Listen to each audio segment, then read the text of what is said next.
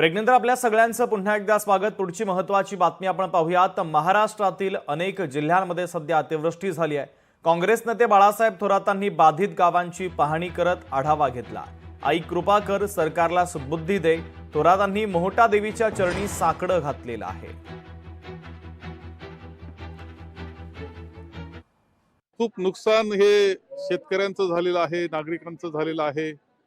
आणि मोहटा देवी जे आमचं आराध्य दैवत आहे सर्वांचं, या विभागातलं आणि नागरिकांचं, नवरात्र आहे आणि नवरात्रामध्ये प्रचंड गर्दी येथे असते। खूप जण प्रार्थना करण्याकरता येतात। मी प्रार्थना करण्याकरता आलेलो आहे। प्रार्थना यासाठी आहे की हे जे नैसर्गिक संकट आमच्या सर्व शेतकऱ्यांवर नागरिकांवर आलेलं आहे ते दूर व्हावं, ही तर प्रार्थना आहेच। याशिवाय मी मोहटा देवीला ही प्रार्थना करतो आहे की हे सरकार, केंद्र सरकार, राज्य सरकार यांना सद्बुद्धी दे।